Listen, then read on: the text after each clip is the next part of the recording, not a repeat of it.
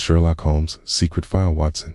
It was in the latter days of November, a time when London's skies turned the color of tarnished pewter, and the cold mist seemed to seep through stone and skin alike. Chapter 1. The streets were slick with rain from the night before, the cobbles shining dully beneath the sluggish morning light. And all around Baker Street, the world seemed wrapped in a heavy, muffled hush. A fire crackled cheerfully in a hearth at 221B, though its warmth seemed to only emphasize the chill that clung to the corners of the room. Holmes stood by the window, the end of his dressing gown brushing the floor, the bow of his violin poised delicately between his fingers.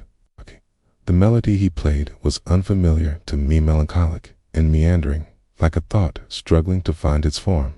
It was the sort of music he played when his mind was hungering for complexity, when the world outside had not yet offered him a puzzle worth solving. "It is a morning for strange arrivals, Watson," he said at last, without turning from the window.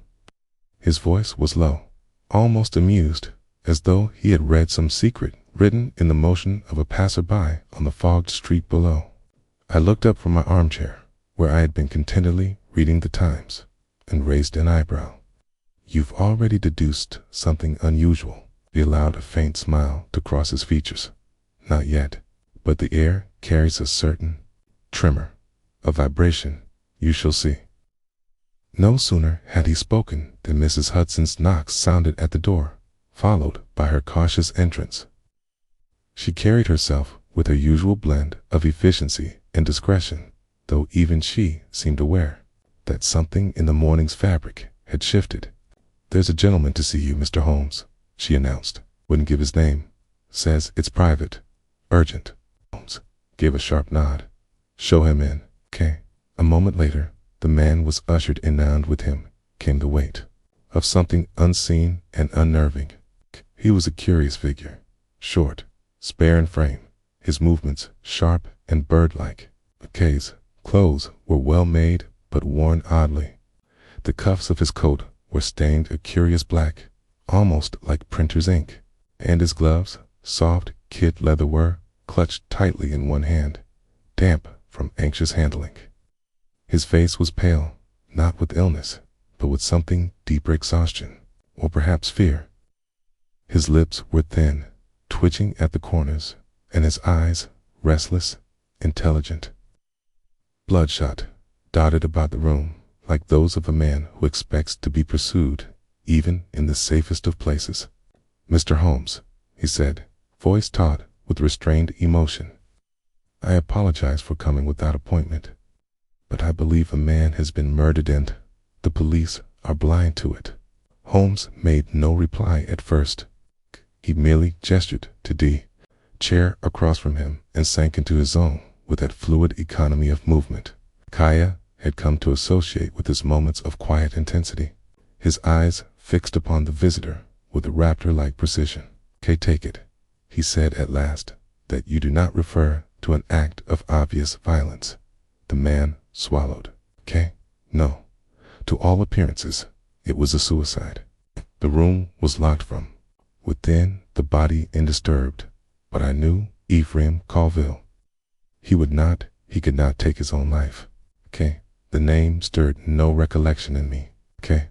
But Holmes' expression shifted just slightly, a flicker of interest tightening around the eyes. "You knew him well?" Holmes asked. "We corresponded frequently. We were both members of the Royal Illustration Society, though Colville hadn't shown his face there in years. A recluse, a genius, okay? And yet our exchanges were always brilliant until something changed."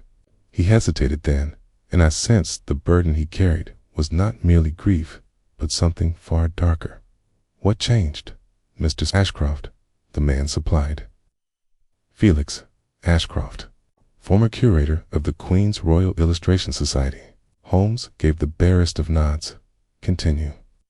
Ashcroft leaned forward, speaking in a lower, more confidential tone. 6 months ago, his letters took on a strange tone. Paranoia, obsession. He claimed he'd discovered a living ink, a pigment that responded to thought, to emotion. He wrote of experiments, symbols, and something he called the manus cryptica. Holmes' fingers twitched. That phrase, it is Latin, the hidden manuscript, name chosen deliberately, I think. Ashcroft nodded. Last letter I received was just 2 lines. It said, I have drawn what should never be drawn. I have opened the heart of it. The ink sees me now. That was 3 weeks ago. And now he is dead, Holmes murmured.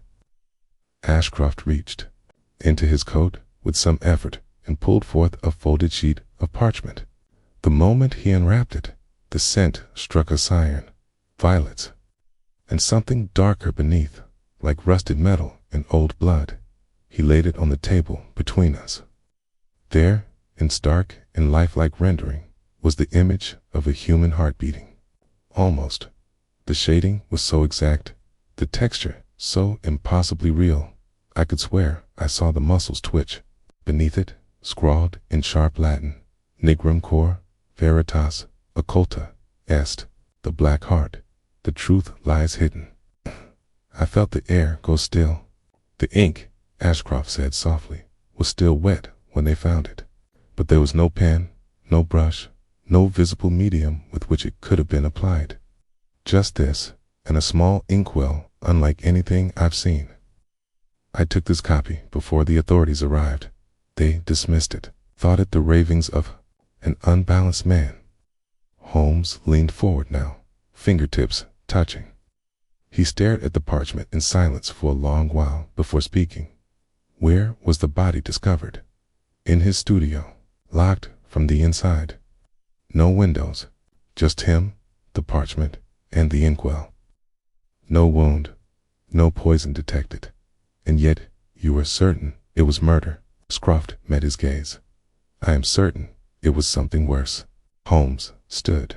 He took the parchment carefully, held it to the light, then ran a single gloved finger along its edge. I shall need this, he said simply.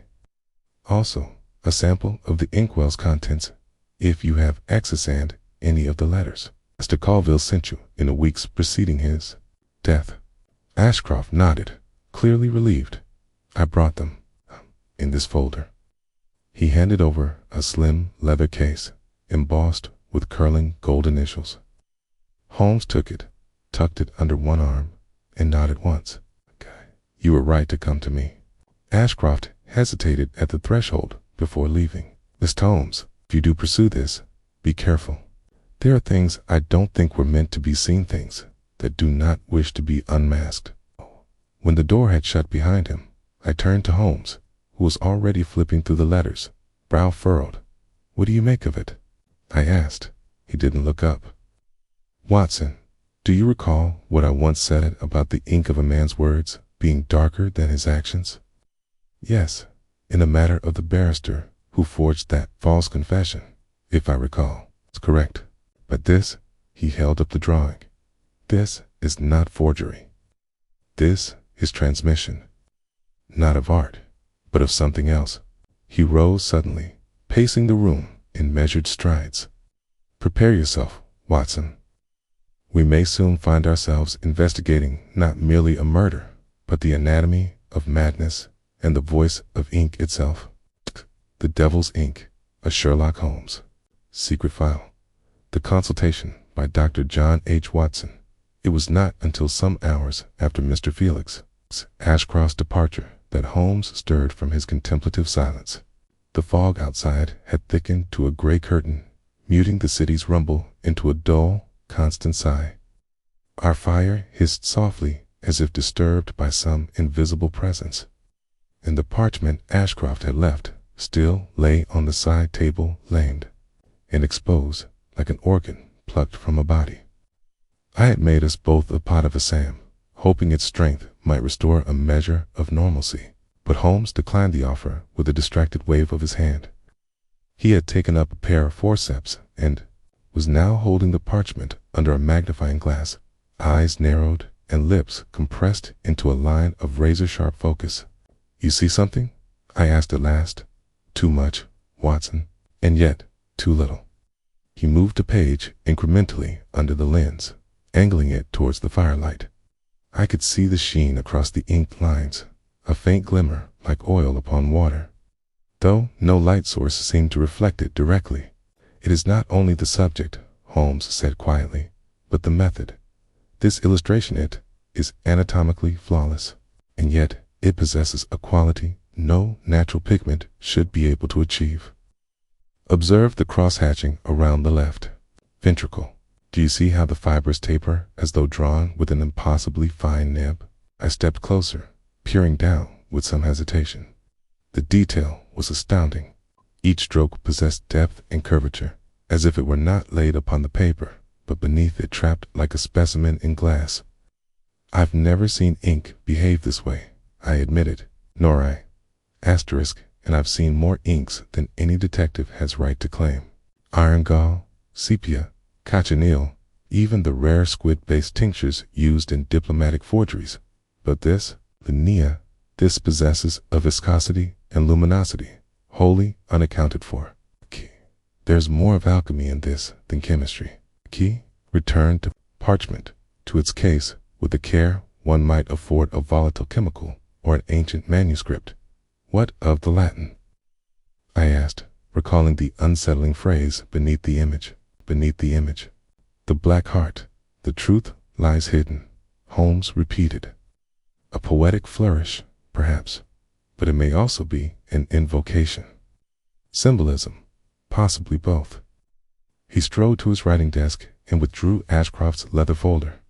Unsnapping the clasp, he began laying out the letters within 10 in total, each penned in a looping but increasingly erratic hand. "The early letters are precise," Holmes murmured, scanning them with almost predatory attention. "See how the loops in the G are neat, and the descenders sharp. But by the 6th, look, here, the spacing grows uneven, a tremor in the hand, indecision or fear." I leaned in as he tapped a particular passage in one of the later letters. It read, "I hear it, even when I sleep." The scratching, a rustling of something just beneath the surface of the page. I thought I was mad, but now I believe no. I know it listens. I felt a chill that had little to do with the damp.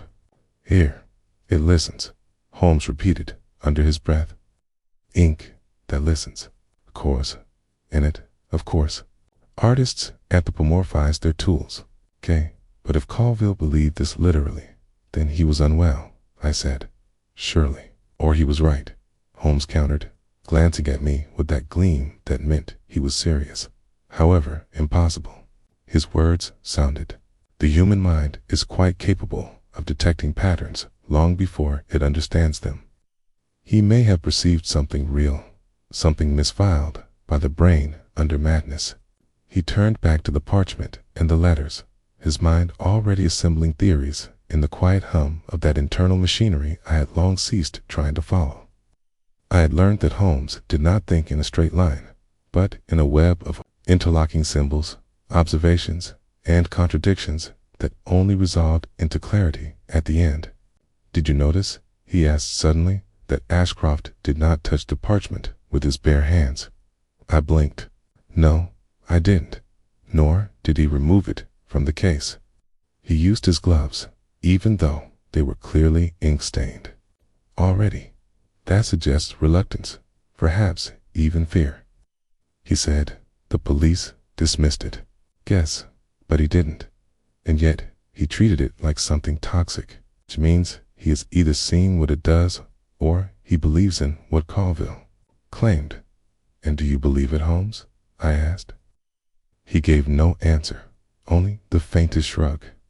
Then he turned and opened his violin case, retrieving a slim envelope from beneath the velvet lining. From it, he withdrew a crisp white card with an embossed crest of Diogenes Club. Colville and Ashcroft were both associated with it, he said, though Ashcroft resigned.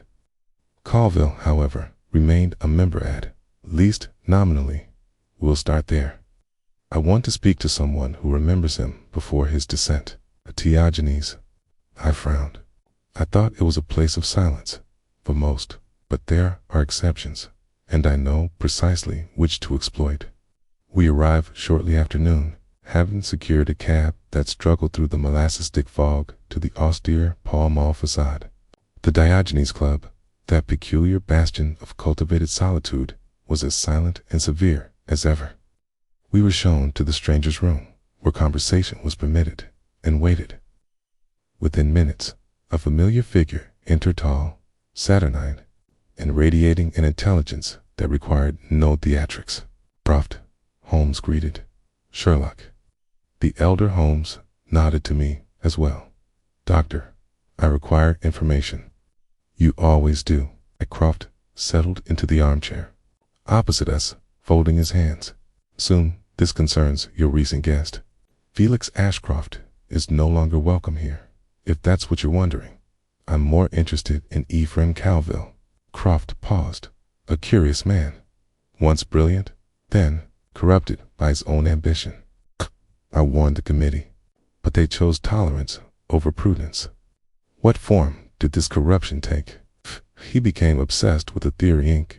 as a living medium. He believed emotions could be trapped in pigment, that the act of drawing could extract more than image. It disturbed many, one incident in particular. "But I suspect you'd rather see the file." He rose and returned with a slim dossier. "I shouldn't give this to you, but given your methods, you'd only acquire it by other means." Holmes opened the file.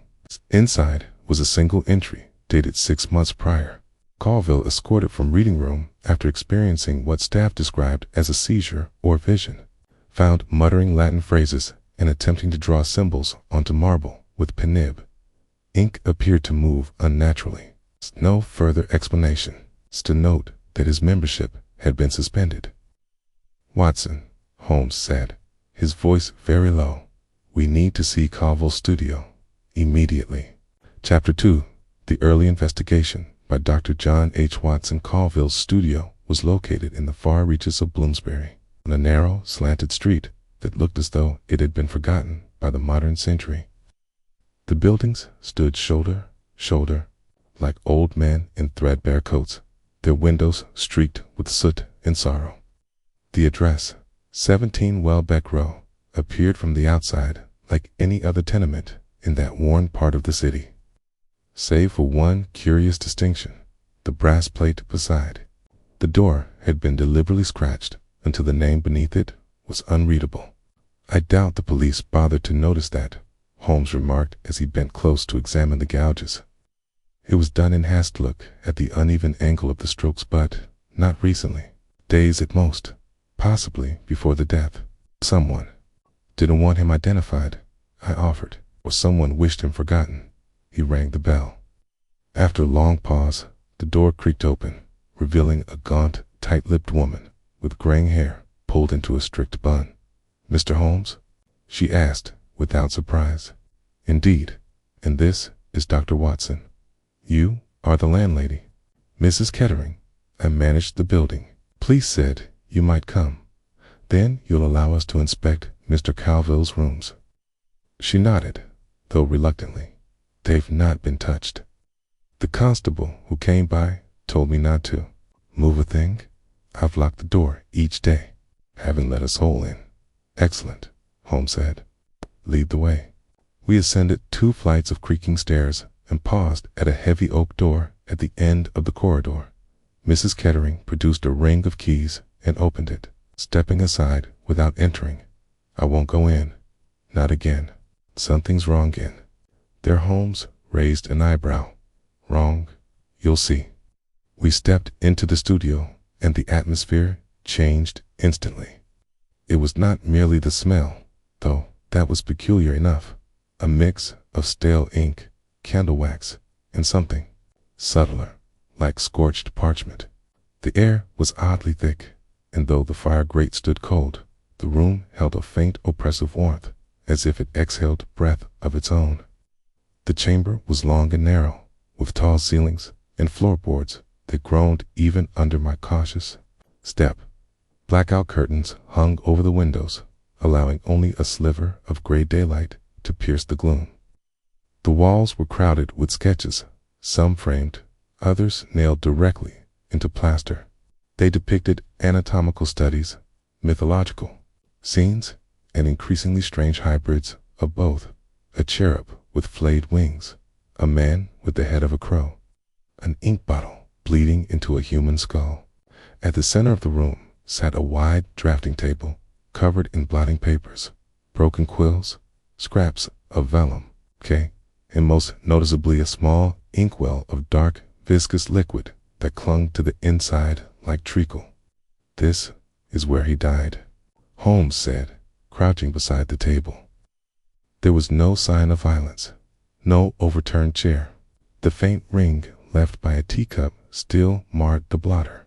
And yet I felt a distinct wrongness, a tension in the air that made the hairs on my arms stand on end. Holmes produced his magnifying lens and scanned the surface of the desk. Then he sniffed lightly. "Watson, observe the ink," he said. "Do you see the shimmer?" I approached cautiously. The ink inside the well did not reflect the light so much as shift beneath it. A subtle iridescence ran across the surface like oil floating on water, only darker. "What is it made of?" I asked. Holmes shook his head. "That I cannot yet say, but it is organic, possibly alchemical." I moved to the sketches on the walls. One in particular caught my attention. It was a study of a hand, except it was drawn in layers, as though the artist had peeled back each fold of skin and muscle to reveal what lay beneath. The final layer showed not bone, but a mass of spiraling black veins that coiled around the joints like vines. "Look at this, Holmes," I called. He joined me, and his expression grew contemplative. "It's not anatomical," he said. It's symbolic." Colville had moved beyond anatomy. He was mapping ideas, perhaps even obsessions. "This is not illustration. This is invocation." We searched the rest of the room methodically. Holmes examined every scrap, corner, and drawer, occasionally murmuring to himself in that half-whisper he adopted when deep in thought. "Strange," he said at one point. "There is no waste paper, no discarded drafts." An artist of Colville's caliber, especially one wrestling with madness, would produce countless failed pieces. But this room contains only the final images. Could someone have removed them? Possibly, but the dust patterns on the shelves suggest no recent disturbance. If he destroyed them, where are the ashes? Where are the fragments? Holmes knelt suddenly before the hearth and ran a finger through the cold soot. Then he reached up and removed a single half-burned scrap from the mantel. The edge was seared, but part of the image remained a dark figure with antlers, drawn in that same shimmering ink, its eyes empty hollows. Holmes pocketed it carefully. "There's more here than madness," he murmured. In a corner of the studio, we found a locked cabinet. Holmes examined the hinges, then produced a slender tool from his coat and worked the lock open within seconds. Inside were notebooks, dozens of them, some labeled, some not, each bound in black leather, the pages stiff with dried ink. Holmes chose one at random and opened it. The text inside was chaotic. Diagrams of ink flowed beside cryptic phrases. "Ink dreams. It opens when I do not ask. I saw it move. It's whispered in symbols. No longer my hand. It uses me." Several pages bore the same strange Latin as the parchment. Veritas occulta est. Others were in symbols neither of us could recognize, geometric shapes interspersed with dots and slashes, like a private cipher or a forgotten script. Holmes examined them with interest. "This is no simple code. This is language. One he didn't invent, one he encountered." We spent another hour cataloging the more relevant pieces. Holmes took 5 of the notebooks and sealed them in a satchel. I gathered the ink samples and a curious-looking brass pen whose nib was unlike anything I'd ever seen serrated, as if meant to cut as much as write. Finally, Holmes turned to me, face shadowed in thought. "There is something here, Watson. something that goes beyond art. Colville's obsession with ink was not madness, it was a pursuit. And I believe he found what he was seeking. What was that? I asked. Holmes glanced again at the inkwell, now stoppered and wrapped in cloth. A medium, okay, but not just for drawing, for transferring something, an idea, perhaps, or a presence. Whatever it is, it frightened him in the end as we stepped out of the studio and into the stairwell's dim light. Holmes paused. One last detail, he said. There were no mirrors in that room. I looked at him, puzzled. Why does that matter? Because artists rely on them, for reference, for correction. But Colville had removed every reflective surface, as if he feared what he might see. He looked back once, then pulled the door shut behind us. We'll return to Baker Street, he said. There's something I need to test. The Devil's Ink, a Sherlock Holmes secret file. The First Theory. By Dr. John H. Watson. The journey back to Baker Street was undertaken in a silence unbroken, but for the rhythmic clatter of carriage wheels on the damp cobbles. Holmes sat opposite me in the cab, his fingers steepled before his chin, his gaze fixed intently upon some distant and invisible point just beyond the window's frost-rimmed pane.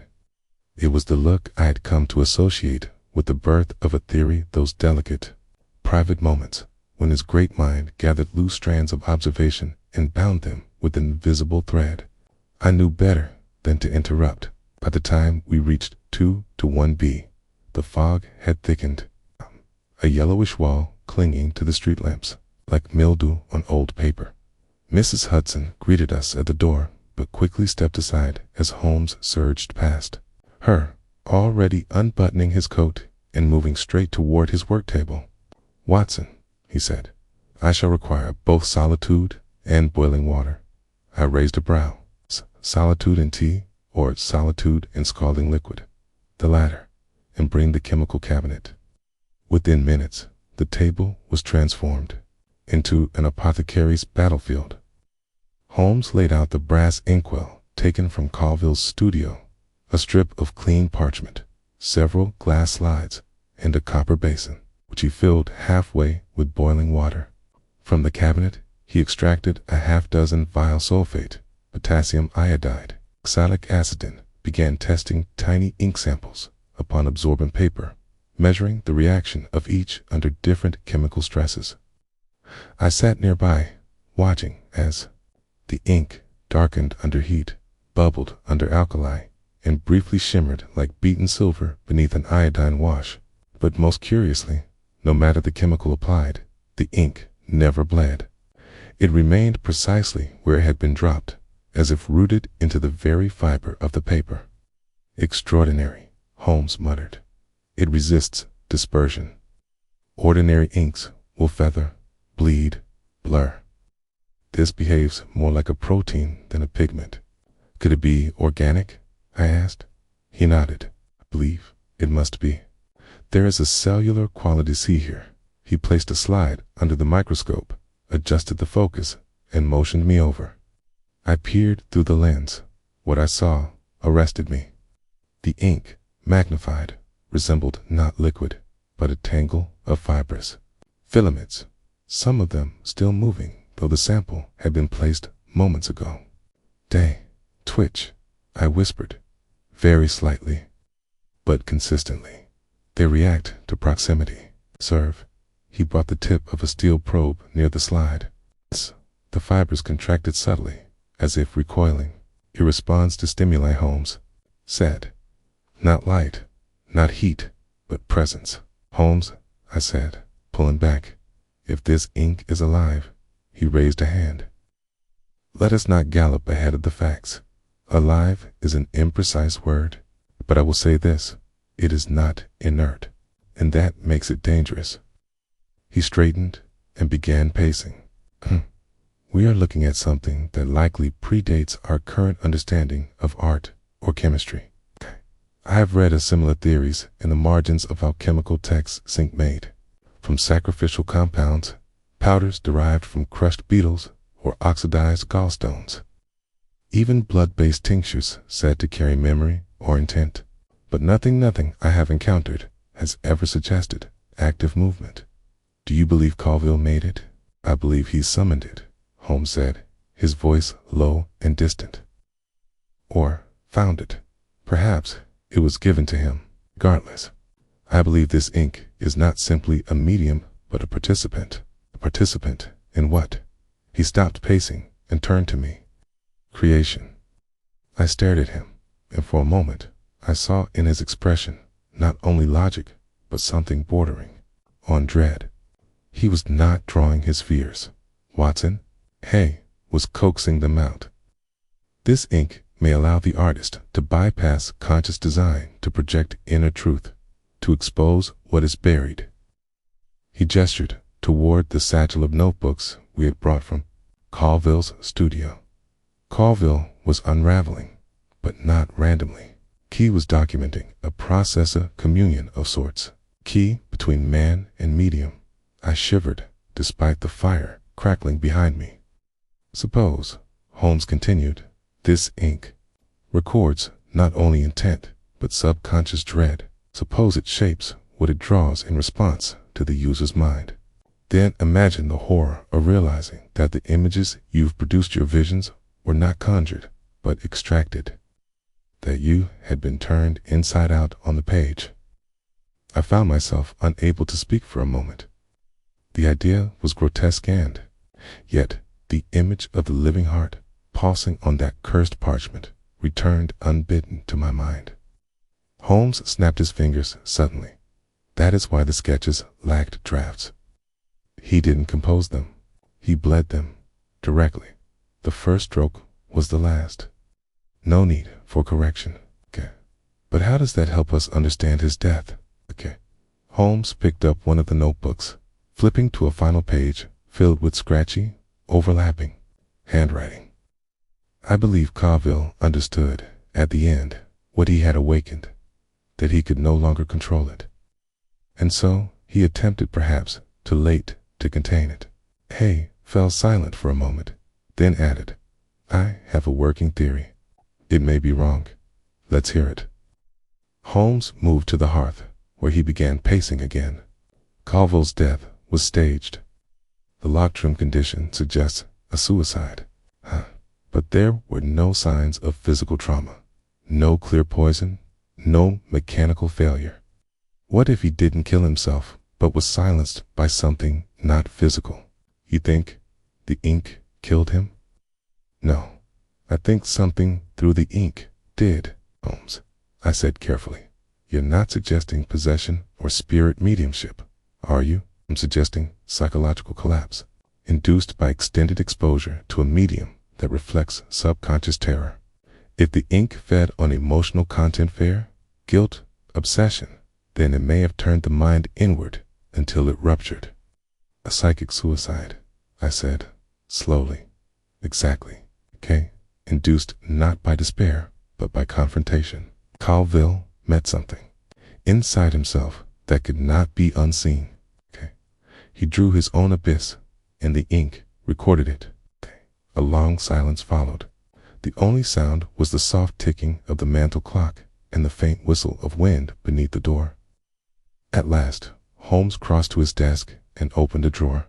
From it, he withdrew a sealed letter addressed to Mr. Felix Ashcroft, Adam Mycroft. Man deliver a request for further information while we were at Colville's. This came an hour ago. Read it. I broke the seal and read aloud. My dear Mr. Holmes, you were right to inquire further. Ashcroft resigned from the Royal Illustration Society following a private scandal.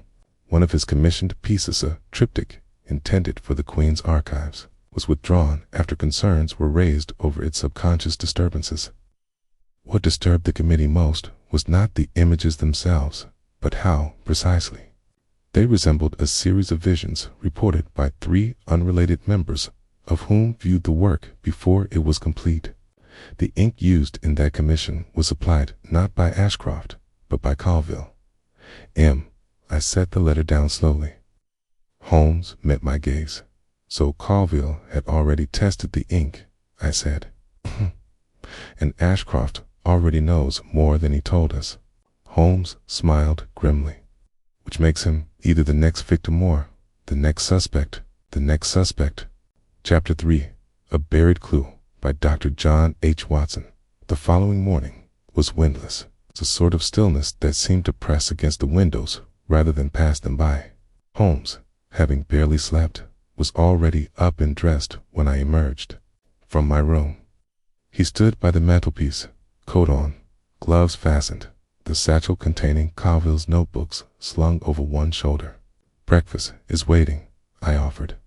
"There'll be time for kippers later," he replied, his voice brisk. "Our next destination cannot wait." "And where might that be?" "To see Mr. Felix Ashcroft again," Holmes said, already halfway to the door. "I believe it's time he offered us a full accounting." We found Ashcroft at his rented quarters on Charterhouse Lane, a modest apartment situated above a bookseller's shop. He answered the door in shirt sleeves, blinking, blearily roused from a troubled sleep. The dark rings beneath his eyes had grown more pronounced since our last meeting, and a faint sheen of perspiration clung to his brow despite the chill in the air. "Mr. Holmes, Dr. Watson," he said uncertainly. "I hadn't expected. We rarely arrive when expected," Holmes said with a curt nod, brushing past him into the sitting room. I followed, noting the curious state of the room. Croft's desk was cluttered with correspondence, sketches, and torn pages. A broken quill lay atop an overturned inkwell, though the liquid had not spilled. More curious still was a partially concealed canvas on the easel, covered hastily with a drop cloth. Holmes' gaze flicked toward it, but made no comment. "Received the letter?" Ashcroft asked, gesturing to a pile of unopened envelopes on the side table. "I received the truth it implied," Holmes said sharply. "You knew what Colville was working on. You knew it was dangerous, and yet you failed to mention your own involvement." Ashcroft exhaled slowly, lowering himself into the armchair. "I had no intention of deceiving you, Mr. Holmes. I simply feared what it would mean to speak the entire truth aloud." Holmes did not respond immediately. Instead, he moved to the easel and, without invitation, pulled away the cloth. The canvas beneath was disquieting. It depicted no recognizable scene or subject, but rather a mass of inked line spirals, patches, jagged slashes slayered upon one another like geological strata. Yet, despite its abstract nature, the image evoked a distinct physical sensation, that of suffocation, of something struggling to emerge from beneath. Holmes tilted his head. "You've used it." Ashcroft looked down, ashamed, only once. To understand what he meant, to feel what he felt. "The ink," he nodded. "Colville gave it to me in a vial 5 years ago. We had collaborated briefly in academic exercise, nothing more. But afterward, he sent it, claiming it was the product of a forgotten formula, something revived from the notes of an Italian mystic. I never asked for it. I certainly never used I-10 till last month." "Why then?" "Because I began dreaming," Ashcroft whispered, "of hands writing things I did not want to read, of letters bleeding into my pillow, and always a black heart beating, not in a chest, but on a page." He looked up at us with haunted eyes. "I thought if I used the ink, I could end the dreams, that it might be a kind of exorcism, but I was wrong. It only made them worse." Holmes studied him carefully. "You say Colville found the formula? Do you know from where?" Ashcroft hesitated. "There was a manuscript he mentioned once, a folio of obscure techniques called the Manus Cryptica.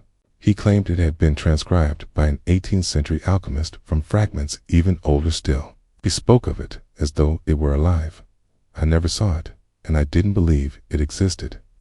But now," Ashcroft met Holmes' eyes, "I believe it found him, or perhaps he summoned it by seeking." There was silence for a long moment. Holmes moved back to the desk and sifted through the loose pages strewn across it. "These are all yours. Ashcroft nodded. Holmes selected one and held it to the light. It was a sketch, a rough one, of a circular seal. I stepped closer and frowned.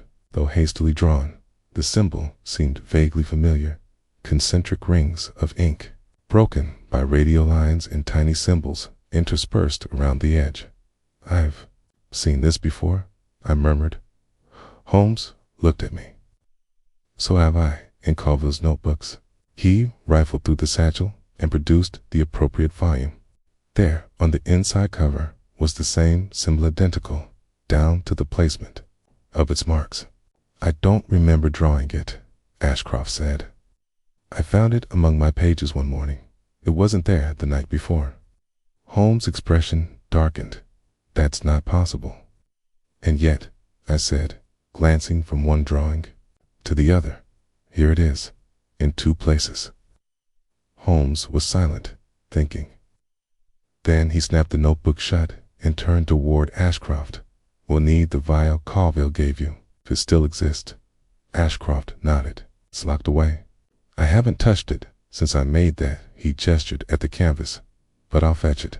He left the room, and Holmes turned to me. "The seal," he said, low and urgent. "It may be the key. If it appears without conscious effort, it could be a form of mnemonic cipher, something planted through the ink, a psychic trigger." "And what would it trigger?" I asked. Holmes gave no answer. Ashcroft returned moments later with a small wooden case. Inside was a vial, half filled with the same dark, iridescent ink. Holmes took it with a gloved hand, holding it up to the light. "It matches Colville's," he said. "Same viscosity, same scent, perhaps the same source." He pocketed the vial, then turned again to the canvas. "I want you to leave this flat, untouched. You are not to approach it again until I say, is that understood?" Ashcroft nodded. "And if the dreams return?" Holmes paused. Then, in a voice softer than I expected, said, "Do not answer them." We departed shortly thereafter with the sealed vial in Holmes' coat, and the image of the black spiral burned into both our minds. As we stepped once more into the thickening fog, I could feel the weight of the investigation settle more heavily than before. We had crossed a boundary out of theory and into something tangible. Back at Baker Street, Holmes set the vial beside the original inkwell and made a note in his journal. Stood at the window, watching gas lamps flicker behind swirling mist. "Holmes," I said, "do you still believe this is a case of psychological collapse?" He turned toward me. "I believe we are now dealing with more than the mind, perhaps even more than murder." A moment later, a knock came at the door. Mrs. Hudson entered, holding a plain envelope. "Just arrived for you, Mr. Holmes." "No?" returned Mark. Holmes took it, broke the seal, and unfolded the note inside. His brow furrowed. "Well?" I asked. He handed it to me. The handwriting was sharp, precise. "You are drawing it closer. Stop while you can." A friend, we stared at one another in silence. The Devil's Ink, a Sherlock Holmes secret file, false trails, and suspense by Dr. John H. Watson. The note arrived without sound, without a knock, and without footsteps on the stair. Envelope slipped somehow through our locked door in the quietest of moments. Holmes examined the letter twice more that evening, holding it to the gaslight, then under the microscope, before finally pronouncing it untraceable by ordinary means. No watermark, no fiber foreign to this building. The ink is commercial iron. Gall, not the unnatural variety, he said, his voice clipped, which means the sender wishes to appear mundane. But the message, Whodunit, is anything but. You are drawing it closer. Stop while you can. A friend Holmes had no friends who wrote so dramatically. Can none who made vague, prophetic warnings about proximity to invisible forces. "Do you suppose it's Ashcroft?" I asked. "He wouldn't dare," Holmes said flatly. The letter's tone is that of someone who believes themselves superior. Ashcroft is terrified. This is someone else, someone who believes they know more than we do. Do they? Holmes didn't answer. He spent the better part of the night cross-referencing the symbols from the cell Coughed had drawn with obscure alchemical alphabets, Masonic ciphers, and a crumbling volume titled De Arcana Linguarum. His findings, if any, he kept to himself. By morning, the flat smelled of lamp oil, and Holmes looked more like a specter than a man. His cheekbones pronounced, his eyes ringed with fatigue. At dawn, he announced we were to visit Scotland Yard. Inspector Lestrade, as ever, met us with equal parts irritation and reluctant deference. "This isn't one of your usual murder cases, Holmes," he said, as we entered his office. "No weapon, no sign of a struggle, no motive. Man dies alone, in a locked room, sketchbook in hand, ink on his fingers. If that's not suicide, then I don't know what is." "Precisely why it interests me," Holmes said coolly. "And yet you confiscated none of the man's belongings." Lestrade bristled. "There was nothing to confiscate. No contraband, no poison, just drawings, lots of drawings and one inkwell. Looked like a mess, but no crime." "You examined the ink?" Holmes asked. "Of course not. Why would we?" Holmes' sigh was barely audible. "Because the ink may be the method." "Of what?" "Murder or self-destruction." Holmes tapped the desk. "Have there been any other deaths under similar circumstances in recent weeks?" Lestrade frowned. "What do you mean, locked room suicides?" "Not necessarily, okay? I'm looking for incidents involving artists, writers, illustrators, anyone working with ink or manuscript who died under odd or ambiguous conditions." Lestrade pulled the file from his drawer. "Well, now that you mention it, there was a case about 2 weeks ago. A young woman, name of Genevieve Clark, illustrator for a publishing house in Soho, threw herself from a second-story window. Said she'd become unwell, talking to herself, drawing on her walls in the middle of the night. She used to do children's books, but her last works were disturbing." "Where is she now?" Holmes asked. "Buried," Lestrade said bluntly. "No autopsy, no signs of foul play." "Did anyone recover the drawings?" Lestrade tapped the side of his nose. "We did." Her landlady turned them over. "Honestly, I'd have burned them. Gave me a headache just looking at them. I want to see them," Holmes said. Lestrade shrugged and opened the cabinet, retrieving a flat file box. Inside were several sheets each done in black ink, some on torn wallpaper, others on the backs of receipts and discarded book pages. Holmes spread them across Lestrade's desk. The style was primitive, but the motifs were eerily familiar. Spirals, concentric circles, claw-like symbols hidden among patterns. On one, a crude image of a human face appeared, its features obscured by a net of ink lines like webbing or a mask. Beneath it, in tiny, jagged script, someone had written, "It is watching from beneath the page." Holmes ran his finger along the edge of the parchment, as if expecting it to bite. "Did Clark know Colville?" "No idea," Lestrade said. "No connection we could find." "That's two," I said quietly. "Two artists exposed to something unnatural." Holmes nodded. "And the pattern is spreading." He gathered the drawings into a satchel. "I'll be borrowing these," Lestrade grumbled, but said nothing. We returned to Baker Street just as the fog began to lift. A rare reprieve, though it revealed the filth and age of the city more clearly than ever. Holmes said nothing on the ride back, his brow furrowed so deeply I feared it might never smooth again. Back in our sitting room, he laid Clark's drawings side by side with Colville's notebooks and Ashcroft's canvas sketch. Then he opened one of Colville's journals and ran his finger down a page until he found a single, repeated line. "The ink remembers." "There it is again," he murmured, "a suggestion of consciousness. Not just reactive, but cumulative, as though the ink carries memory. I said nothing, unwilling to lend my voice to the implications swirling unspoken between us. Then something strange happened. Flipping a page, paused. He tilted the notebook slightly. "What's this?" He motioned me over. At the edge of the page, so faint as to be nearly invisible, was a symbol. A circle, broken by a downward line, resembling a crude eye or compass. "It wasn't here before," I said. "I examined that page 2 nights ago." Holmes was already lighting a taper. He held the notebook close, and under the flame, the symbol darkened, rising from the page like bruised skin. "Invisible. Ink," Holmes said, "but not lemon juice. No standard acid reveal. The chemical structure is different." "And you think Colville did this intentionally?" "No," Holmes said. "I think the ink did."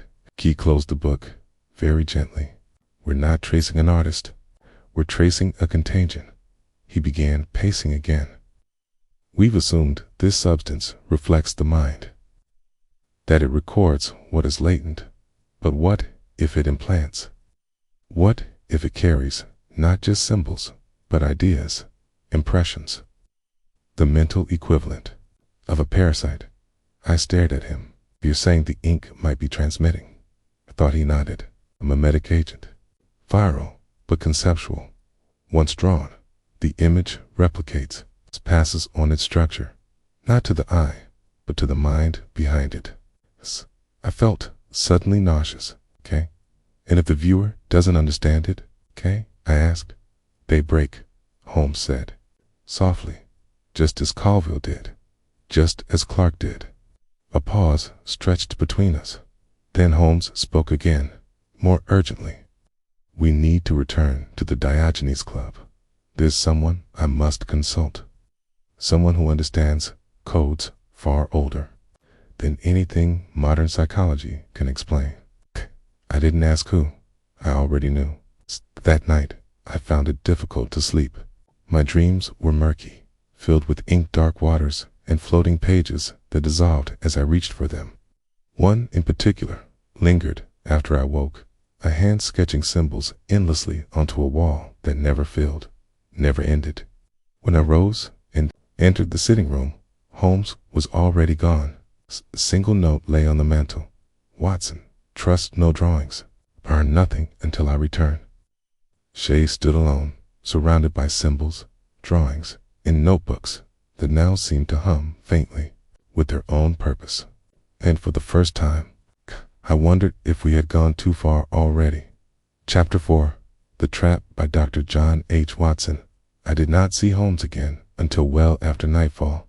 The fog had returned with vengeful density, and I had passed the day alone in our flat with only the embers of the fireplace and the ominous company of Colville's scattered notebooks and Clark's drawings.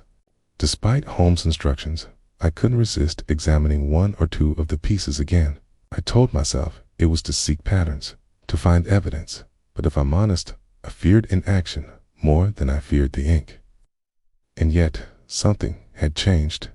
The drawings no longer disturbed me in the same way. Their spirals and scrawled figures had become almost familiar, like the shape of a recurring nightmare you've come to recognize. I feared that familiarity most of all. Holmes returned just after 9, his long coat glistening with mist, a thin envelope tucked beneath one arm. "You're unharmed?" I asked, more tersely than intended. "As yet," he replied, shrugging off his coat and setting the envelope down. "Though it grows more difficult to separate what is threatening from what is merely unsettling." He moved straight to the fireplace, warming his hands, before turning to me with a look that told me something had shifted. "I spoke with Mycroft," he said. "That explains the envelope." "No," he said, almost absently. "It's from the friend who sent the warning note. Though I dare say friend is a charitable term." I stood, watching him, expectantly. Holmes gave a short nod toward his desk. "Open it." Inside the envelope was a single sheet of paper. No message, no heading, just a drawing, a small spiral, It's tightly wound and surrounded by arcane symbols, not unlike the seal we'd found in both Colville's and Ashcroft's possessions. Beneath it, in faint but unmistakable print, it's already inside you. I felt my skin tighten. Holmes? How? I left a decoy in the bookshop near Charterhouse Lane, a notebook with visible ink markings and carefully placed annotations. It's enough to suggest it was a continuation of Colville's work. I had Mycroft's man monitor the shop, and someone took it within 20 minutes. No purchase, no inquiry, just disappeared from the display. Holmes moved to his desk and retrieved a small box lined with cotton. Inside, carefully pinned, was a short, broken bristle to type used in brush pens. K. It was stained faintly black at the tip. They left that behind, he said. A calling card, perhaps, or a message. Who is they? I asked. Holmes tapped a finger against the spiral drawing. I don't yet know, but they're watching, not only ES but the case itself. Someone else is trying to steer its outcome. Hey, and I intend to let them think they're succeeding. He turned away and lit a cigarette, his first in days. The smoke drifted upward, curling toward the plaster ceiling like a drawn line rising into blankness. I've placed several such decoys across the city, he continued.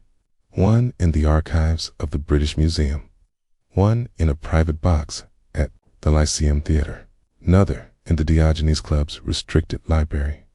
Each of them contains fabricated entry pieces of Colville's research laced with subtle contradictions. Contradictions?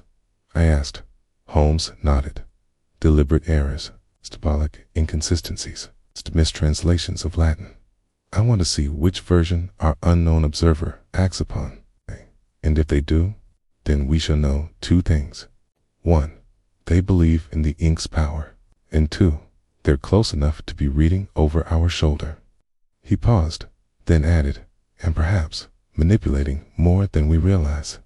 I walked to the window and looked out into the haze.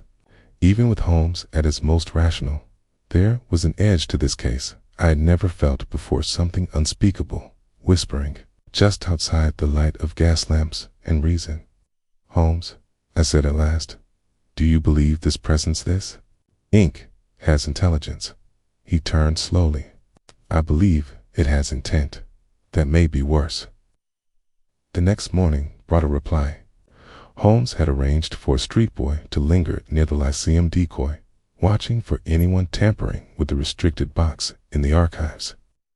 At precisely 7:30, the boy returned with a grimy scrap of newsprint, torn hastily and bearing 6 identical spirals, drawn in overlapping layers, agitated, erratic. They're Holmes said, holding the scrap like a crime scene photograph. That's the reaction to the contradiction I planted. A false quote from the Manus Cryptica, misattributed to a Renaissance inkmancer who never existed. Whoever took the bait knew enough to recognize the deception and felt compelled to respond. But why spirals? It's a containment symbol, Holmes said. At least within certain occult traditions, a means of isolating or burying something that cannot be destroyed, a warning, or a shield. Either way, they didn't like what they read. He looked thoughtful, and now they're nervous. I watched him pace slowly before the fireplace, folding and refolding the paper, his lips moving as though conducting a silent dialogue with the unknown observer. If you remember, Watson, he said suddenly, the man in Dartmoor who believed certain poems contained active syllables, language that changed those who read it. I blinked. The Delamere affair. Of course, he was delusional, yes, but not entirely wrong. What if this is the reverse? Not a text that alters the reader, but ink that alters the text after it's written. He opened Colville's notebook and gestured toward one symbol on the final page. I swear this wasn't here 2 nights ago. The symbol, jagged root, like seemed to pulse faintly in the gaslight, as if catching some shimmer I couldn't see. I felt my throat tighten. You think the ink is rewriting itself? I think the ink is continuing the work. Long after the artist has stopped, he closed the book and fixed me with a rare, sincere look. Hey, and I think someone is helping it. That evening, we returned to Ashcroft's flat unannounced. To our surprise, it had been ransacked. Papers were torn. The canvas we had examined was gone. The desk drawers yawned open, their contents flung across the floor. There were no signs of struggle, no blood, but one thing had been left deliberately. A single, careful phrase inked onto the back of a torn ledger page. You looked too long. Now it sees you, too. Holmes was utterly still. Check the journals, he said. We found them in a linen sack under a pile of books, untouched, but one had a new page inserted. A page that hadn't been there before. It was a sketch of Ashcroft, or what had once been him.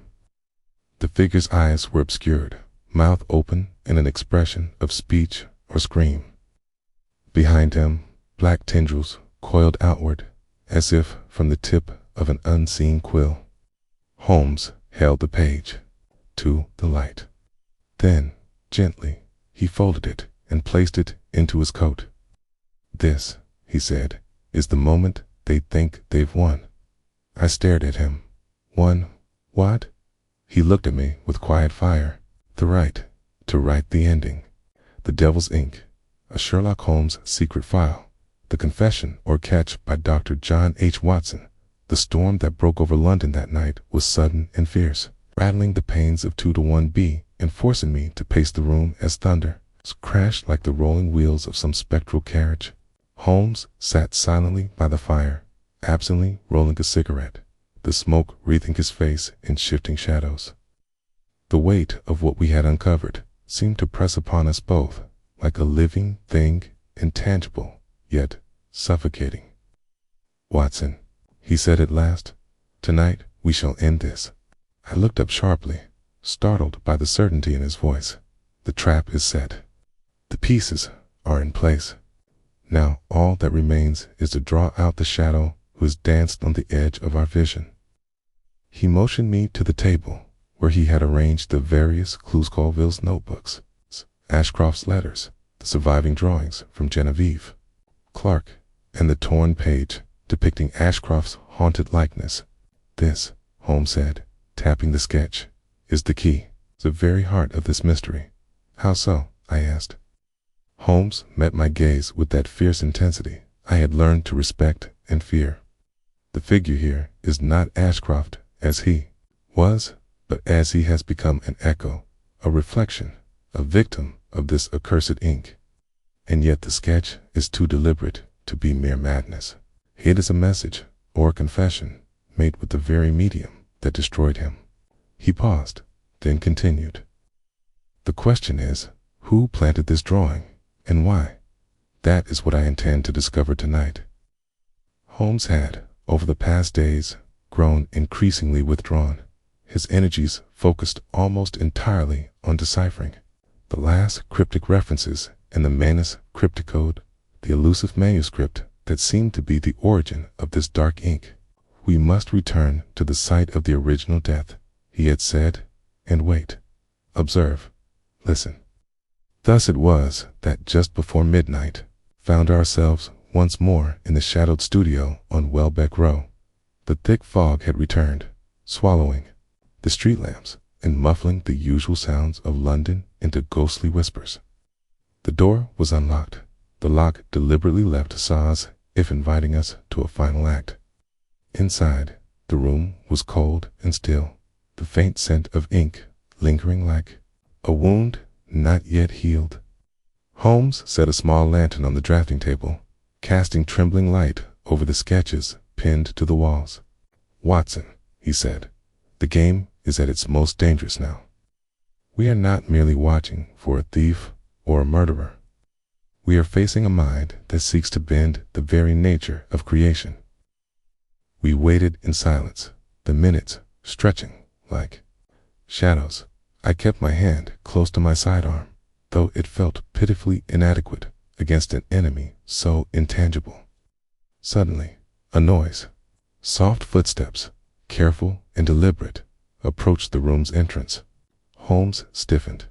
The door creaked open slowly. A figure stepped inside, tall, cloaked, and hooded against the chill. The gas lamp's glow revealed nothing of the face. "Who's there?" Holmes' voice was low but commanding. The figure did not reply. Instead, from beneath the cloak, they produced a small case knot, unlike the one containing Colville's notebooks, and placed it silently on the table. Holmes stepped forward, cautiously. "Why do you come?" A voice answered, calm, deliberate, tinged with mockery, to finish what was begun. The figure withdrew the hood, revealing a woman's face-sharp features, pale as parchment, eyes dark and unreadable. "Miss Clark," Holmes said softly. She smiled, but it was a smile without warmth. "You've caused much trouble, Mr. Holmes," she said. "You think you understand the ink's power, but you grasp only fragments. Okay. It is not a curse, nor madness. It is evolution." Holmes regarded her silently. "You believe yourself a prophet," he said, "but the truth is far simpler. You and Colville and Ashcroft were consumed by your own obsessions. The ink reflects what you feared, not what you control." She laughed, a sound like dry leaves cracking. "Control. No one controls the ink. It creates. It reveals. Those who resist become its prisoners. Those who accept become its artists." She moved to the drafting table and opened the case. Inside were pages fresh, white, and pristine. Holmes leaned in. The first page bore a single sentence, inked with impossible precision. "The ink does not lie. It only tells what you dare not say aloud." "Do you admit your involvement?" Holmes asked. Clark's eyes glittered. "I did what was necessary to continue the work. Colville's death was not an accident. Neither was Ashcroft's disappearance, nor my own near breakdown. And yet you brought this upon yourself." "Not I," she said. "The ink, the manuscript, they demanded it. We are vessels for something greater, something ancient, and now it calls for you, Mr. Holmes." Holmes fixed her with a steady look. "If the ink has a voice, I intend to make it speak clearly." He pulled from his pocket the vial taken from Ashcroft's flat-knee, iridescent substance that had haunted our steps. "I propose we test the ink here together." Clark's eyes narrowed. "You would risk everything to understand it, to bind it?" Holmes nodded. "Very well," she said, producing a quill from her cloak. The candlelight flickered as she dipped the quill into the ink and began to write on a fresh sheet of parchment. I watched, breath caught, as the letters appeared, beautiful and terribly script, flowing like living shadow. Then, abruptly, Clark stopped. "Enough," she said. "You do not comprehend what you are meddling with. This ink is not a tool, it is a doorway. And some doors should never be opened." Holmes smiled faintly. "Yet, here we stand." She turned to leave, but paused. "Remember this. The ink feeds on secrets. It will reveal yours, Watson, before the night is done." That, she slipped into the fog outside, leaving us alone in the flickering gloom. Back at Baker Street, I pondered Clark's words. Holmes was already at his desk, examining the freshly inscribed parchment. "Observe," he said, "how the ink does not merely rest on the surface, but seems to pulse beneath it. It is alive, yes, but more than that, it is sentient." He traced the letters with his finger. Each stroke carries memory, emotion, intent. The artist's fear, hope, even despair. "In us," Place asked. "The ink records all," Holmes said grimly. "Even the observer." Dawn crept over the city, casting weak light on the soot-blackened rooftops. I realized that this case had transformed from an investigation into a confrontation, one that would test the limits of reason and endurance. Holmes looked toward the window. The confession has been made, but the truth remains concealed. I nodded, knowing that the most dangerous moments were still ahead. Chapter 5. The Aftermath by Dr. John H. Watson. The days that followed Clark's visit were subdued, filled with the hushed cadence of reflection rather than the clamor of discovery. Holmes, ever the restless intellect, immersed himself in the accumulated papers, cross-referencing every symbol, every phrase, with the methodical precision of a surgeon at work. I, meanwhile, took it upon myself to observe him watching for signs of weariness or doubt, as if the man who could untangle the most complex riddles might yet be undone by this one. Despite the weight of his knowledge, Holmes maintained his customary composure, though I could detect in the flicker of his eyes a shadow of something unspoken. It was as if the case had etched itself into his mind, like the very ink we had chased indelible, persistent, and strangely alive. One evening, as the gas lamps outside flickered through the fogged windows, Holmes beckoned me to his study with that quiet urgency he reserves for moments of great import. "Keen," he began, "our work is not yet complete. The mystery of the devil's ink extends beyond what we have uncovered. There are forces at play here that touch upon the very nature of human perception, and, perhaps, even beyond." I leaned forward, eager for whatever revelation he might share. "Our friend Clark is but a part of this, messenger, a medium, if you will. But there are others, hidden deeper in the shadows of this arcane world. The Royal Illustration Society, Mycroft hinted, is merely the surface." Holmes gestured toward the manuscripts spread across his desk. Colville's notes reference ancient text, esoteric formulas lost to common knowledge. The Manus Cryptica itself may be a palimpsest, layered with meaning and deception. He paused, eyes narrowing. "I fear that this ink, this living medium, represents not simply a material substance, but a conduit for something older. Something waiting patiently for discovery." I swallowed, feeling the chill of his words settle over me like the evening fog outside. "Do you think it could affect more than artists?" I asked. Holmes smiled faintly, though the humor was dry and brittle. "The mind is susceptible, Watson, and art is merely the surface where subconscious thoughts become visible. If this ink carries ideas, memories, perhaps even intentions, then its reach could extend far beyond a studio or a drawing." He stood and walked to the window, looking out into the darkness. "But for now," he said, "our task is to understand how these men were ensnared and to prevent further tragedy." That same night, a knock at the door announced a visitor. It was Mycroft Holmes, looking more grave than usual. "Sherlock Watson," he said, nodding briskly. "I have news." He produced a folded newspaper and laid it on the table. "The inquest into Ephraim Colville's death has been reopened," Mycroft announced. Its pressure from certain influential parties made it politically expedient to dismiss the earlier findings, but the new evidence you uncovered has shifted the tide. Holmes scanned the article. "The coroner's report now lists the cause of death as acute psychogenic shock, a term bordering on the metaphysical. No mention of suicide." "Have there been further incidents?" I asked. Mycroft nodded grimly. "Two other artists connected to the Royal Illustration Society have been admitted to Bethlehem Hospital with symptoms akin to those we've seen in Clark and Ashcroft hallucinations, paralysis, and profound psychological distress." Holmes' eyes flickered with a mix of triumph and concern. "It seems the ink's reach is broader than we imagined."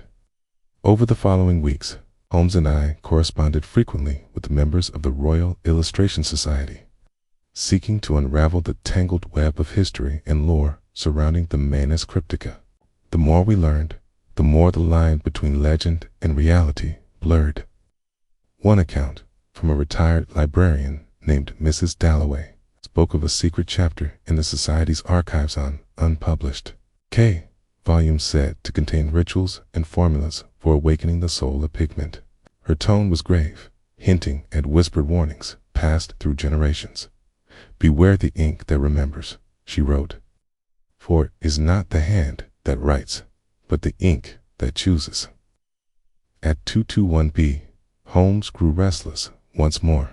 His mind, though sharper than ever, was haunted by questions that defied logic. One evening, he confided in me, "Watson, there are mysteries in this world not meant to be solved, at least not by mortal minds. The ink is a messenger, but it is also a gatekeeper." He held up the vial of dark ink, its surface shimmering faintly even in the lamplight. "What lies beyond that gate, I do not know, but I sense that our understanding will come at a cost." I placed a reassuring hand on his shoulder. "We have always paid a price for knowledge, Holmes." "Yes, and this time I fear the price is greater than we imagined." The case of the devil's ink closed in the eyes of the law, but for Holmes and me it remained, open a shadow cast over the streets of London, lingering in the cracks between gas lamps and whispering in the rustle of pages turned, sometimes in the quiet hours before dawn. I imagined the ink still moving beneath the surface of its parchment, prison alive, sentient, waiting. And I wonder if the stories we tell ourselves about art, madness, and genius are but faint echoes of something far older and darker. Holmes, as ever, remained silent on these thoughts. Instead, he returned to his violin, drawing from its strings a melody both haunting and beautiful, like the ink itself, a bridge between worlds, elusive and eternal. The Devil's Ink, a Sherlock Holmes secret file, the closing reflection by Dr. John H. Watson. The case of the Devil's Ink lingered with me long after the dust had settled on the final report and the courts had dismissed it as yet another curious tragedy among the artistic set of London. Holmes and I returned to the quieter rhythms of life at 221B, yet the shadows cast by this investigation refused to recede.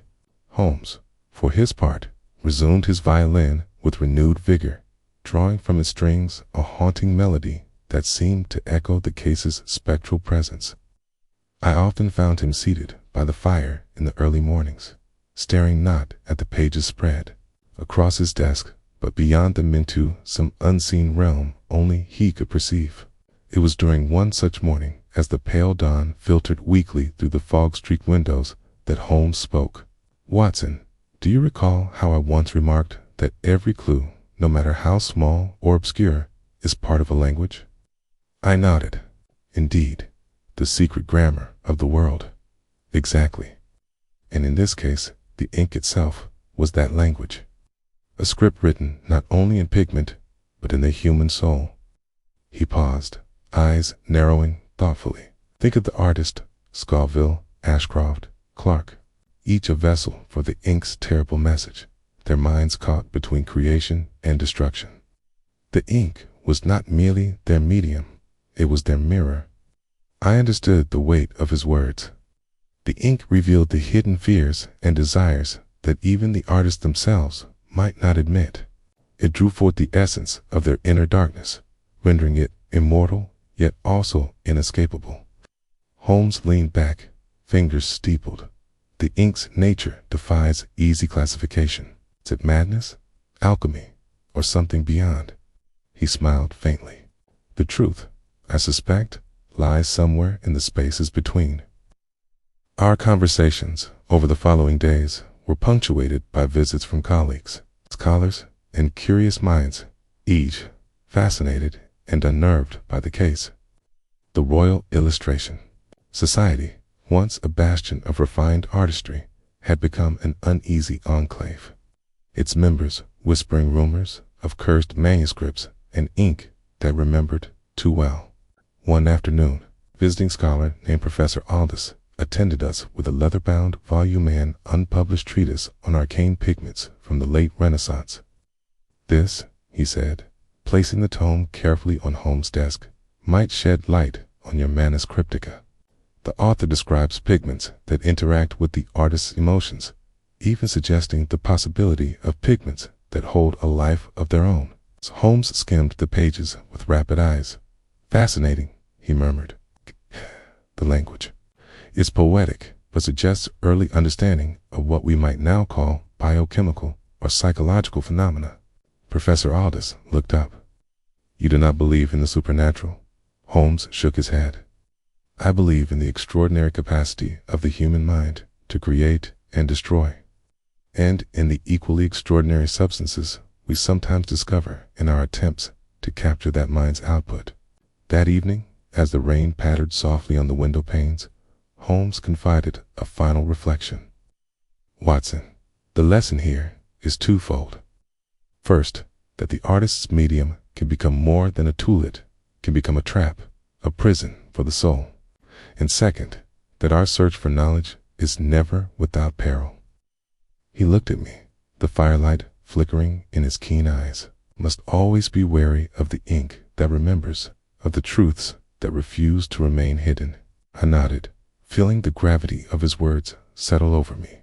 "And yet, Holmes," I ventured, "do you not fear that the ink's legacy will persist? That others will seek the same power, the same forbidden knowledge?" He smiled then, a rare and enigmatic curl of the lips. "Fear is a poor guide. Curiosity, tempered by caution, is what leads us forward." He picked up his violin bow. "Now, Watson, shall we play? The music is waiting." As the bow danced across the strings, weaving melodies that were at once somber and uplifting, I felt the restless spirit of the case begin to ease. The ink, the artist, the mysteries, they all seemed to settle into the shadows from whence they came, at least for now. Yet, as Holmes often reminded me, in the world of shadows and secrets, endings are but beginnings in disguise. And so I penned this final note not to close the book on the devil's ink, but to invite those who follow us into the delicate dance between light and dark, ink and paper, mind and madness. For in every line drawn, every secret told, and every mystery unraveled, there lies the eternal question: what truth does the ink truly conceal? Chapter 6. Yes, this is no mere natural substance. This ink is a product of alchemy and science, perhaps even early biotechnology. I stared, trying to comprehend the implications. "Okay, then the ink is alive," I said. "Okay." "In a manner of speaking," Holmes replied. "But it is more than just alive. It is adaptive. It responds to stimuli, including the emotional state of the artist and the observer. It is a living record of fear, hope, and obsession." He paused, then added with a note of gravity, "And therein lies its danger." That afternoon, Holmes received an unexpected visitor, an elderly gentleman who identified himself as Mr. Algernon Pritchard, a retired archivist and scholar of esoteric manuscripts. Pritchard's appearance was unassuming, yet his manner carried an air of authority. His eyes, sharp and clear beneath thick spectacles, betrayed a mind finely attuned to the obscure and the arcane. "I have heard of your investigations into the devil's ink," he said quietly, "and I believe I possess information that may prove crucial." Holmes invited him to sit, and over the course of the evening, the archivist unfolded a tale that stretched back centuries of secret societies, forbidden knowledge, and manuscripts written in inks that defied the natural laws of matter and mind, each crafted with pigments made from rare and, shall we say, unsettling ingredients, metals, minerals, and organic matter imbued with ritual significance. He leaned forward. Some believed these inks were gateways, capable of revealing hidden truths and of consuming those who sought them. Holmes listened intently, interjecting occasionally with pointed questions that revealed his deep familiarity with such lore. "What of the Society's role?" I asked. Pritchard nodded gravely. "The Royal Illustration Society has long guarded its secrets, but its members are not immune to the consequences of meddling with forces beyond comprehension. Calvo's fate was a warning, but not the first, nor likely the last. In the days that followed, Holmes and I worked tirelessly to cross-reference Pritchard's accounts with the materials we had gathered. The ink's behavior, its adaptive qualities, and the recurring symbols all pointed to a disturbing conclusion. The devil's ink was a nexus where art, science, and something darker met. As Holmes pored over a newly discovered fragment of the Manus Cryptica, he paused and regarded me with a grim expression. "This fragment," he said, "describes a ritual of binding an attempt to contain the ink's power. It warns that failure to bind properly results in the ink's will overrunning the artist, consuming his very soul." He closed the manuscript carefully. I fear that Colville and his associates were never merely artists or scholars. They were unwitting participants in a ritual too vast for their understanding. I shivered. Despite these grim revelations, Holmes remained resolute. "We must be vigilant," he said. "This case is not simply about death or madness. It is about the fragile boundary between knowledge and obsession." He looked at me, his eyes alight with a rare warmth. "And as always, Watson, we must walk that boundary carefully." That night, I retired to my room with the weight of these thoughts heavy upon me. As I lay awake, my mind returned to the phrase I had discovered in the margins to understand the ink. One must read the silence. It seemed now less a riddle and more a warning. In the silence between the lines, in the spaces unseen, there lay a truth that neither ink nor words could fully capture. And, as the city slept beneath a sky thick with mist, I understood that the story of the devil's ink was far from over. The devil's ink, a Sherlock Holmes secret file. The Hidden Thread by Dr. John H. Watson in the weeks that followed Mr. Pritchard's visit. A subtle but inexorable shift took hold of our investigation. What had once been a study confined to ink, pigment, in the troubled minds of artists began to reveal itself as a tangled web, one woven not only from material substance but from ideas, histories, and the restless desires of men who dared to touch the unknown. Holmes was tireless, delving deeper into the labyrinth of the Manus, his usual light-hearted sarcasm tempered by a sober gravity. It was as though the shadows of the case had lengthened to cloak even him. A map within the map. The artist Scoville, Ashcroft, Clark, they were leaving breadcrumbs. I leaned in, tracing the pattern. It was subtle, but unmistakably an overlay of meaning concealed by the beauty of the art itself. "Where does it lead?" I asked. Holmes smiled thinly. "To a name. A man who has until now escaped our notice." He tapped the page. "Anton Draven." The name was unfamiliar to me, but Holmes' expression suggested significance. "Who is he?" Holmes folded the papers carefully. Draven was an obscure figure in the late 18th century, an alchemist and artist, reputed to have experimented with pigments far beyond the norms of his time. Some called him mad, others visionary. His work was said to have influenced a secretive circle that guarded the mysteries of the Manus. He looked toward the window, where rain now tapped a staccato rhythm. "I believe Draven's legacy is at the heart of this mystery. The ink we have encountered may be the last surviving fragment of his work, or perhaps the first step toward something far greater." Over the next several days, Holmes and I scoured the British Museum's archives and private collections, seeking any trace of Draven's work or life. The search was arduous. Most records were fragmentary, and what remained was steeped in and obfuscation.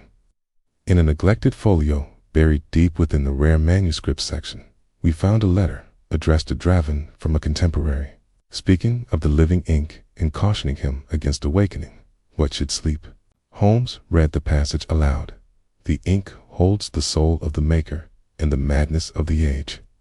Beware lest you become prisoner to your own creation." He closed the book slowly. "This is the warning our modern artists, ignored or perhaps could not comprehend.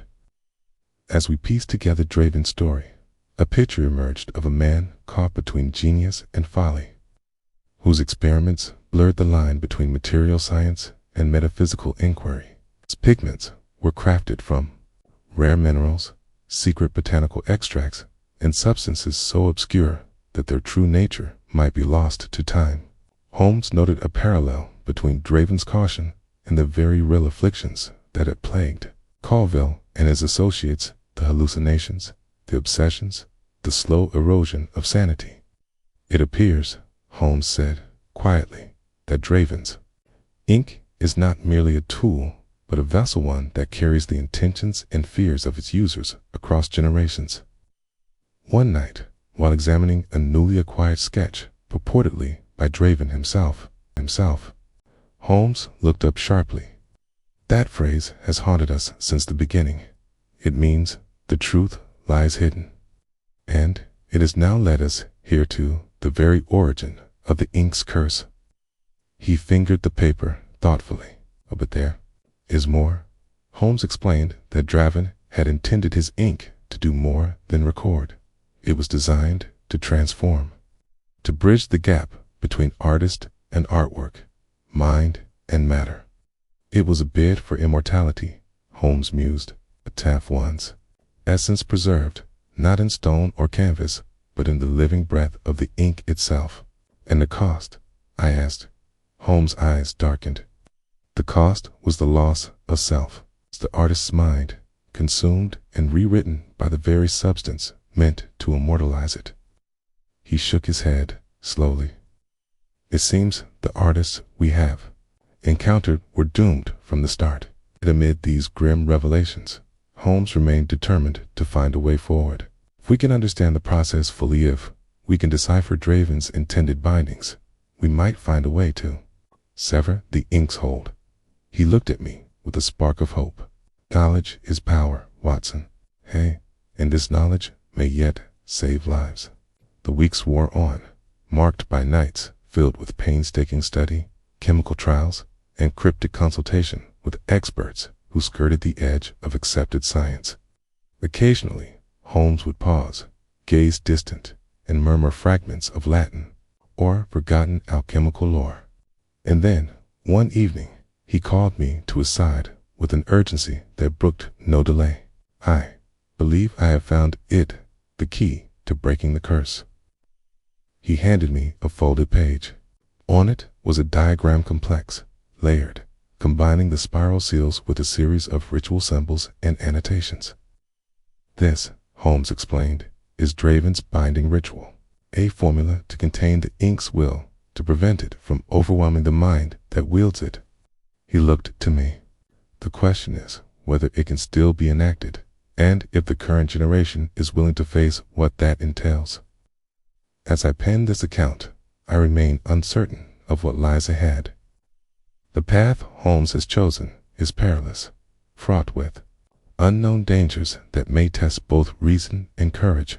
I trust him implicitly, for if there is a man who can unravel the secrets of the devil's ink, it is Sherlock Holmes. Chapter 7, The Binding Ritual, by Dr. John H. Watson. The following days were consumed by an intensity unlike any I had witnessed in Holmes before.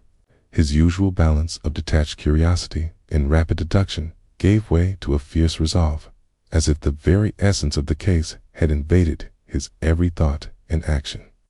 The diagrams he had uncovered, the so-called binding ritual of Anton Draven, lay open across his desk, their intricate lines and symbols demanding patience, precision, and courage. I have translated what I can, Holmes confided one evening, the glow from the oil lamp casting flickering shadows across his face. But the ritual requires not merely ink and parchment, but the participation of the artist's own will-conscious act of submission and control. He picked up the vial containing the dark, iridescent ink, the living inkhand, turned it thoughtfully in his hand. The question, Watson, is whether those already afflicted can resist the pull long enough to perform the binding. Whether we, indeed, can. I listened carefully, aware that these words marked the cusp of a dangerous path. Holmes arranged a modest workshop in the sitting room. Materials were laid out with meticulous care. Candles of pure beeswax, rare herbs sourced from the apothecary, fine vellum prepared under strict conditions, and the necessary implements for the ritual quills, a brass dish, and, of course, the vial of living ink. Preparation is everything, Holmes said. Mind must be clear, the heart steady. Otherwise, the ink will seize control. I could only watch as he began to follow the steps outlined in Draven's manuscript, chanting softly in Latin as he traced the sigils with the quill dipped in the ink. The ink responded to his touch, pulsating faintly, as though alive. After several hours, Holmes stopped and looked at me with a mixture of exhaustion and triumph. "The first phase is complete," he said. "But the true test lies ahead. The ritual success depends on the artist's capacity to reconcile the ink's influence, to acknowledge and bind the forces within." I found myself wondering if Holmes meant the ritual or the broader metaphorical struggle between obsession and reason. That night, as the city slept beneath a blanket of fog and gaslight, Holmes sat by the fire and reflected aloud. Art is creation and destruction entwined. The artist pours himself into his work and sometimes loses himself. He looked toward the vial of ink. Draven sought to preserve the artist's essence, but what he wrought was a prisoner mirror reflecting the soul's darkest corners. I asked quietly, "Is this binding ritual a way to break free?" Holmes nodded slowly, "Or to accept the truth within and control it." The following morning, we paid a visit to Felix Ashcroft, now returned from his brief absence, invisibly altered. The man seemed less haunted, as though the shadows that had clung to him were loosening their grip. Holmes explained the ritual, and Ashcroft listened intently, nodding with a cautious hope. "I am willing to try," Ashcroft said quietly, "if it offers a chance at peace." We arranged a private session at Ashcroft's quarters. Holmes prepared the materials carefully, the atmosphere solemn and charged. As Ashcroft dipped the quill into the ink and began to draw, his hand trembled, but his eyes remained fixed and determined. The ink shimmered beneath his strokes, as though alive, shifting with every line. I watched, heart pounding, as he completed the complex sigils Holmes had prescribed. For a moment, nothing happened. Then Ashcroft's breath hitched, his eyes fluttered closed. Holmes moved quickly to his side, speaking softly, guiding the man through the mental exercise of acceptance and control. Minutes stretched into an hour. When Ashcroft finally opened his eyes, they were clearer, less burdened. "I feel lighter," he whispered. Encouraged by this, Holmes prepared to conduct similar sessions with others who had been affected, including members of the Royal Illustration Society still suffering the ink's unseen grasp. The process was arduous, demanding the utmost concentration and emotional fortitude. Yet, for some, it offered hope, a means to reclaim their minds and free themselves from the ink's relentless echo. Though the ritual had begun to show promise, Holmes remained wary. "This is no cruel," he warned me one evening. "The ink's legacy runs deep. Its influence will persist in the shadows, in whispers between the lines." He paused. "But for now, at least, we have glimpsed a way forward." As I reflected on the ordeal, I realized how closely this journey paralleled the human condition, the struggle to confront the parts of ourselves that frighten us most, and the courage it takes to bind them before they bind us. Holmes, ever the steadfast guardian of reason, had ventured into a realm where madness and genius danced on the same knife-edge and emerged with a fragile victory. The case of the devil's ink would leave scars on all involved, physical, mental, and spiritual, but it also offered a testament to the enduring power of knowledge and the resilience of the human will. And as Holmes resumed his violin, filling the rooms of 221B with music both haunting and hopeful, I understood that the ink might have held many secrets, but it had not claimed us. Not yet. The Devil's Ink, a Sherlock Holmes secret file. The final revelation by Dr. John H. Watson. It was a cold, gray morning when Holmes summoned me to his study with a sense of urgency that brooked no delay. The room was still dim from the early hour, the curtains drawn against a chill, and the remnants of last night's fire glowing faintly in the hearth. Holmes stood by his desk, a single manuscript held carefully in his gloved hands. "This, Watson," he began, "is the key to understanding the full scope of the Devil's Ink." He laid the manuscript down a fragile, leather-bound volume, its pages yellowed and delicate with age. I recognized it instantly as a recovered fragment of the Manus Cryptica, one that until now had eluded our search. Holmes opened to a passage written in a careful, flowing hand. To bind the ink is to bind the soul, yet the soul is mutable, ever shifting between light and shadow. The final truth is that the artist's will is both master and servant to the ink's design.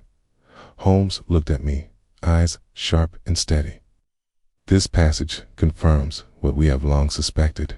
The ink is not merely a tool or a substance. It is a living force that reflects and amplifies the innermost nature of its bearer." I nodded slowly, absorbing the weight of his words. Holmes continued, "But there is more. This manuscript also details a final step in the ritual, cleansing not only of the ink's influence, but of the memories it imprints." He pointed to a series of cryptic symbols that, when combined, formed a complex pattern and intricate spirals surrounded by sigils reminiscent of those we had seen before, but more elaborate and complete. "It is a map, Watson," Holmes explained, "designed to sever the bond between artist and ink, freeing the mind from its grasp." With this revelation, Holmes devised a plan to enact the full ritual. The knowledge was perilous, but the alternative, the slow destruction of more lives, was unacceptable. We arranged to gather the remaining affected individuals in a secure location, a quiet house away from prying eyes and distractions. Their homes prepared the necessary materials and set the stage for the ritual's final act. The atmosphere was tense as the participants assembled Dashcroft among them, now steadier in mind and spirit, along with others who had suffered the ink's insidious touch. Each carried the marks of the ordeal, pale faces, haunted eyes, and an underlying determination born of desperation. Holmes spoke with quiet authority, guiding them through the complex steps, dabbing ink upon the designated pages, tracing sigils with deliberate care, and reciting the ancient incantations from the manuscript. The ritual demanded intense concentration. Moments stretched into hours, the flickering candlelight casting eerie shadows upon the faces of those gathered. As the final words were spoken, a palpable shift seemed to ripple through the room.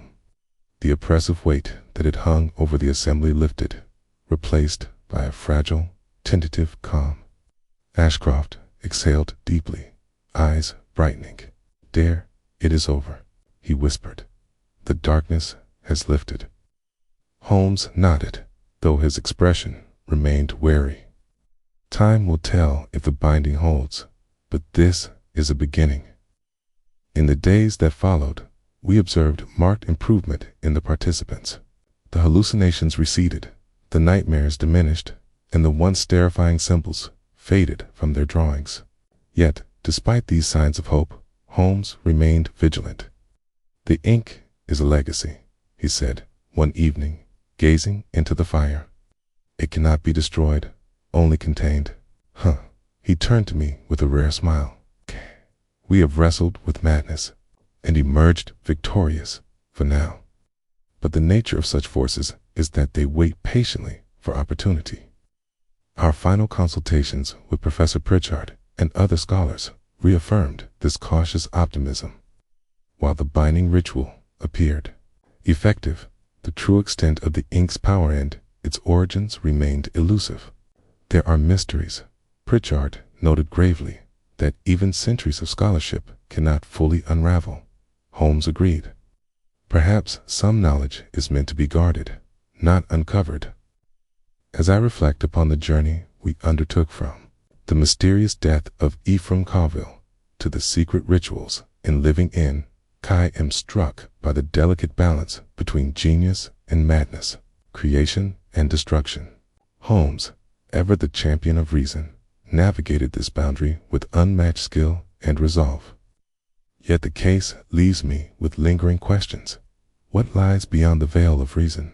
And what price do we pay for seeking truths that challenge our very understanding of reality?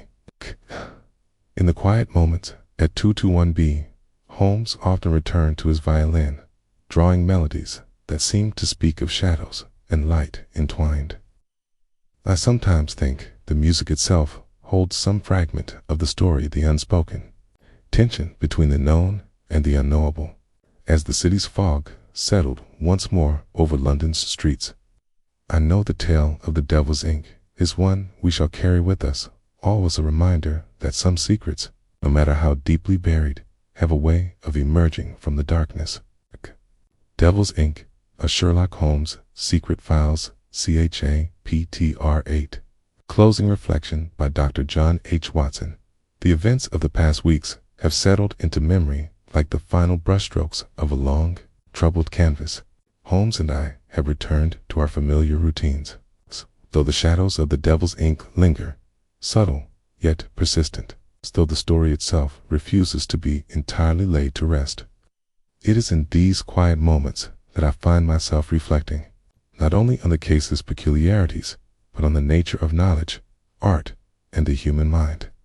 Holmes, ever the enigma, has not spoken much of the ordeal, preferring instead the solace of his violin, whose notes drift through the rooms of 221B with a melancholy grace. One evening, as the gas lamps flickered softly outside, I found Holmes at his desk, his fingers tracing the outline of a small spiral he had drawn on a scrap of parchment.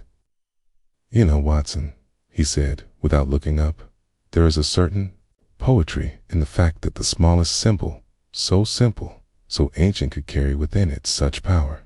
I nodded, intrigued. "The spiral," he continued, "is a symbol of eternity, of cycles unbroken.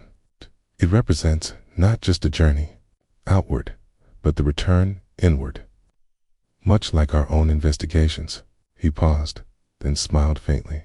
"In this case, the ink was the medium and the message. It was alive, yes, but it was also a mirror, reflecting the fears, the obsessions, and the hidden truths of those who dared to wield it."